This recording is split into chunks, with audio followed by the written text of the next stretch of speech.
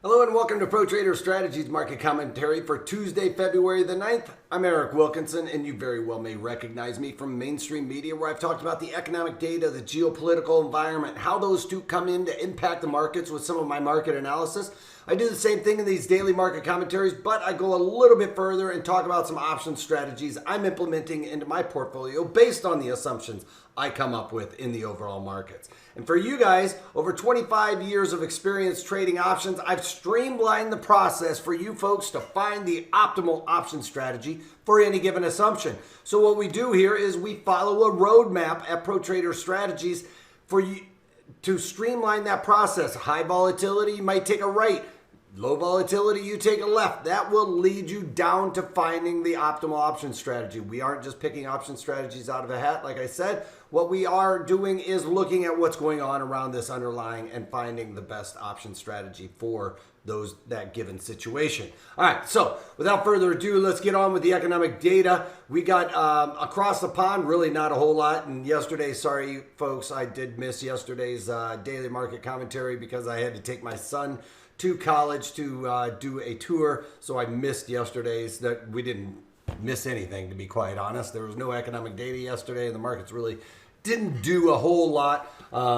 So today we did get some good some strong economic data out of the JOLTS job openings number coming in at 6,650,000, expected to be 6,642,000, so better than expected there. One thing we did notice is there was a lot of job openings, but not a lot of hiring. So there's something to be said for that right now, especially with the PPP loans, that there's probably some mandates in there that these people need to look to hire in order to get some of that money. So they might be making it look like they're looking to hire, but not necessarily hiring. So we're going to have to keep an eye on this JOLTS job openings number because it's not really jiving with what we're seeing everywhere else. All right, the National Federation of Independent Businesses. This is a small business index. This is one of my favorite ones. Why? Because it tells us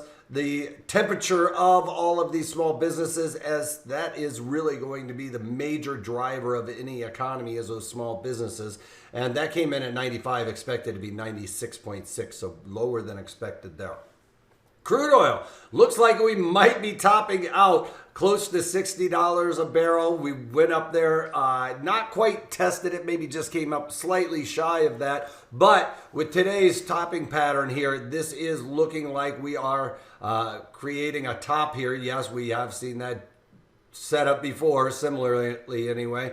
But again, it still has had this vertical move and just feels like we are probably losing a little bit of steam here in crude oil, and would expect that to roll over. Now, I don't have a position in here as of yet. I'll probably wait for some confirmation of a top here, but I would like to participate in some downside in crude oil based on these assumptions I've come up with. All right, gold futures. Well, it looked like we were going to make some moves earlier this morning as well. Topping here is on top of this move here, and following this trend line here, I'd like to see it break above that, get back up into the 1900 handle. I am long GLD based on these assumptions that I believe that gold has room to move to the upside. It seems like Bitcoin is really the thing that is driving the flight to safety these days. Now, Elon Musk said he was going to go out and buy 1.5 billion in Bitcoin. That was when it was trading around 4,400. And the last I heard, I think it was jumping up into, let's just look at it, BTC / as you can see here, traded up to 4,800 based on this move from yesterday. This is when basically people started talking about Elon Musk's investment into Bitcoin. That's probably giving a lot of other major companies some freedom to look to invest in that crypto. Maybe Apple and some of these other ones might very well start giving a little bit more legitimacy to Bitcoin as Elon Musk has decided to throw his name behind it as well. Treasuries moving to the upside here. I'm looking for just a little bit of a pullback because I'm trying to play TLT to the upside by doing the May, and I'm looking to buy somewhere around the 152 to 154 calls. I haven't really gotten that nailed down. Right now I'm looking at the 153 calls to get long, but I'm just below where it's currently trading. I'm trying to get in around 295, and last I checked, I just got off the market at 296 is the bid as I'm looking at it now. So I just am off the market by a penny, but I'm going to let that work out for just a little bit longer here and try and get into this. Like I said, I'm doing it small based on an upward move here. I was looking at some of the bank stocks as interest rates rise. If we continue to see this higher interest rates, the bank stocks actually should start looking a little bit more attractive as well. I haven't added any of those at this point, but that might be a way to do a pairs trade on this long bond type of trade that I'm doing. If it doesn't work out, I could be looking at going and buying some of these stocks that are going to have names that will benefit from higher interest rates, and that's the banks. All right. JP Morgan's, those kind of things, Goldman Sachs. All right. VIX, slightly moving higher as we have the equities just slightly in negative territory. Something to note, this was an overnight high in the Dow Jones Industrial Average, but creating an all-time high here. The NASDAQ was created during the day session right off of the open here. Markets did trade to the upside and print that during the day session. NASDAQ, obviously the only equity right now up on the day, as the rest of the markets are struggling just a bit here. You can see the E-mini S&Ps did create an all-time high there, just 8 ticks away from where we are currently.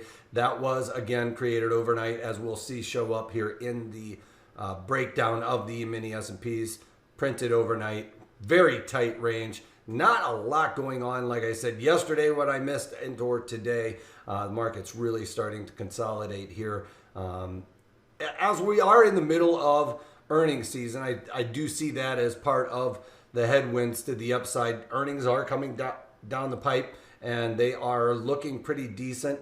That being said, everybody kind of letting all this information filter out. TLT, like I said, trying to play this to the upside. Those 153 calls are right around that 36 delta that I look at for a long call strategy in the May. I want to limit that theta decay. We have, as you can see here, low implied volatility. I'll just zoom in on this. We can see we have low implied volatility, or at least below an IV percent of 50. So that would lead me towards buying options, right? Because I know if volatility is extremely low, that means that the premiums in the option montage are extremely cheap. So that's how I'm playing that one. And then other than that, make sure you take a moment to go over our disclaimer. We are an educational company. I'm not here to solicit you guys to buy any of these stocks or commodities. So make sure that you guys take a moment to check out the disclaimer there. Other than that, I hope everybody had a great weekend and an extended day yesterday for me, but that's all I got for you folks. If you can't take that, take it easy.